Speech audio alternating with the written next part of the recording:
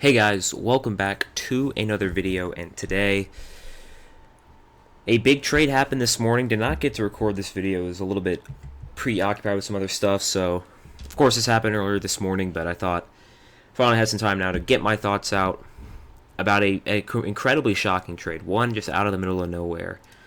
I mean, I didn't think Desmond Bane was going to get traded. I don't think anybody thought Desmond Bane was going to get traded. So, really shocking trade, but I can't wait to get into this one. Um, let's start with just the details. So the Grizzlies got Contavious, KCP, Cole Anthony, 4 unprotected picks, and 1 pick swap. Now, I don't know if this is the exact package. It says this has failed. This is actually not on. This is technically this trade will go through before the new league year starts, so this will actually be legal. But it's a package of pick 16, this pick, 1 other swap, and 2 other unprotected picks. So a lot to give up. I'm honestly kind of glad that I postponed this video because my thoughts are a little bit different compared to when the trade initially happened. So my thoughts. Starting for the Grizzlies, I honestly really like what they did here. I think clearly this core was kind of at a end of an era, if you will.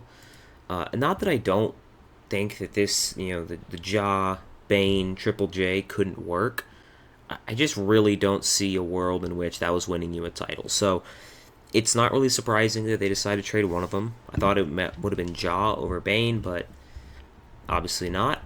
I think probably what happened is Orlando was searching for other guys, other point guards, and they just kind of settled. And then eventually, probably I'm guessing they called about Garland, and maybe they even called about Ja. Maybe this was going to be a Ja package, and they ended up saying, "We'll just take Bane." They get 4 picks, a swap, KCP. I'm still a KCP believer, to be real. I still think he has some potential to be a productive role player. So I love the trade for the Grizzlies. For the Magic, this is a lot. It's a lot of assets. You're trading not all of your picks. I'm hopefully Spotrack, because obviously Fanspo's not updated. Let me pull up Spotrack real quick. I don't know if Spotrack has picks. They do already have Desmond Bane on here, so either way, they still have a couple picks. They're not completely out of draft assets, and that's the big thing for me, and why I'm actually kind of not that mad about this trade. You still have a couple tradable firsts, and I kind of get saying, hey, Franz, Paolo, Bane, that's our big 3. That's what we're going to be building around for the next, 5 years or whatever. I honestly don't hate it. Now, the salary thing is going to get weird with Paolo's new contract, but clearly they really believe in, I think, the Paolo-Franz duo, but they want to get someone who does a different thing. And honestly, I love Bane's fit. He is a shooter. He's a real ooter, man. He's an ooter.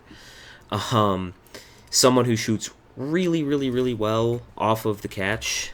I think shot like some crazy percentage off the catch last year. It's like 52% on unguarded catch and shoot threes. But he's not just someone who can shoot open catch and shoot threes. It is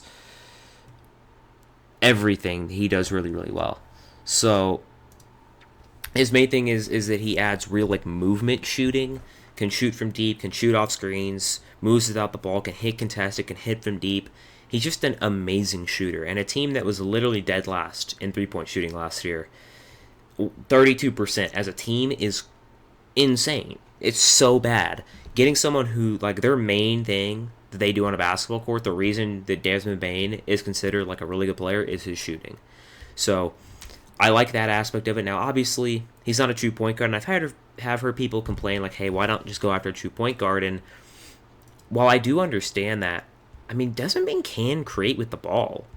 We've seen times where he's been the primary ball handler. He's always had pretty good stats with Ja Morant off the court.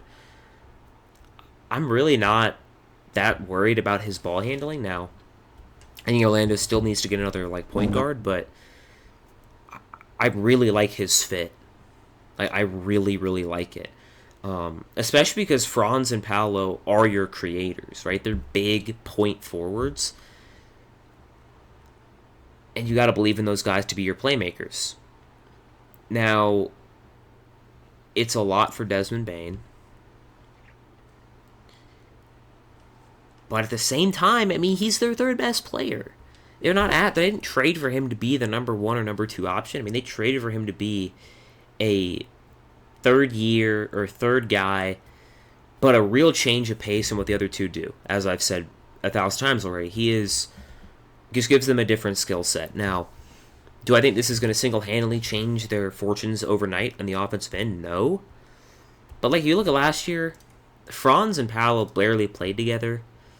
They barely got to see the court. They were both hurt so much.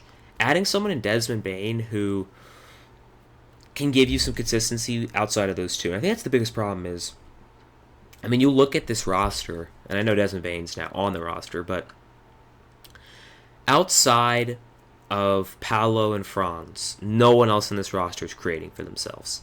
And not just that, most of these dudes cannot shoot. So, I'm not really sure. I would like to see a roster around Paolo and Franz where they actually had play finishers, and that is what Desmond Bane is. I think he is a really pretty good on-ball creator, but just an unbelievable play finisher, movement shooter. Like, he does all those things. So, I'm way higher on this trade than than maybe I was this morning when I first saw it. Like, 4 unprotected first for Desmond Bane. Like, what? But thinking about it, I'm like, it makes sense, right? You look at the salaries now. Suggs, Bane, Wagner, and then now Paolo will all be locked up super long term. Now, yes, it's going to be 4 max contracts, but as you can see, number one, the Suggs contract is descending, so that money won't be that much, and none of these are like big max. They're all like super like rookie scale extensions, so none of them are that expensive. Like, they're all in that 30 million range, so it's gonna be super expensive the next like 2 seasons. But once like the 27-28 season hits, it's gonna be expensive, and they're gonna be right up against that second apron. But I don't think it's gonna be as bad. And especially if this trio works, like if Franz and Paolo can stay healthy for a full season, and you get Desmond Bane, like, I really like that team. I think defensively he's fine. He's not bad. He's not good. He's just kind of limited because of his wingspan, but he is a tough, gritty guy when he needs to be defensively. He's big, and that starting lineup of Suggs, Bane, Wagner, Banchero, and Wendell Carter or Goga, if you even want to do Goga. I love that that starting 5. It's still a little limited offensively, but all of a sudden you get this big influx of shooting, and I do think if they can get better shooting out of Franz and Paolo, like we've seen Franz be a pretty dang good shooter at times. He's regressed really bad the last 2 years, but if he can get back to his younger days, and if Paolo can, finally become more efficient, I think a lot of Paolo's problems have been the rosters around him and poor shot selection. I do think this has the potential to be a pretty good, like top 15 offense, especially, can they go out there and get they're not going to get Chris Paul. I'm going to tell you right now, they're not getting Chris Paul, but maybe a Tyus Jones, maybe a Trey Jones, like some sort of backup guard. I really do think this team could really work. And then defensively, they're going to be sick. They've been sick. So this Orlando team, man, and a lot of people talk about, oh, the East is just wide open. I'm like, I guess. But the top of the East is still really good. Like Cleveland, New York, Indiana are all going to be there. I now think, though, that Orlando has as good of a chance as anybody. And especially if Paolo or Franz takes another leap. Like, Franz took a leap last year. Like, really his offensive volume increased. A lot of that, of course, was Paolo missing a lot of time. But let's say they stay more healthy and Suggs stay healthy. I honestly think they could win the East. And again, for the Grizzlies, what do they do next is my question. I really don't care about... I think people act like, are they going to trade Ja? Are they going to trade this and that. And I'm like, no, they're not. They're not trading Ja. They're not trading JJJ. What this signaled to me was we want to retool. We still want to believe in Ja and Jaren, but Orlando came to us with an absolute Godfather offer to restock our trade assets. Right, a little bit scuffed here on Fanspo because I can't exactly show it perfectly, but now they're going to have a bunch of extra draft picks, right? I think that now,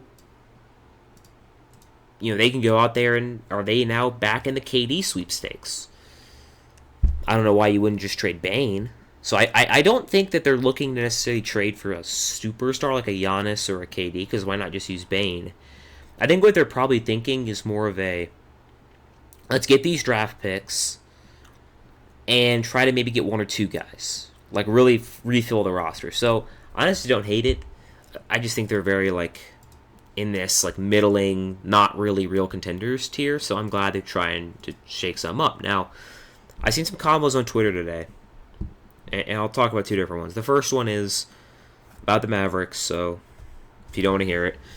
But about Luka and how did the Mavs not get 4 first-round picks for Luka? Great question.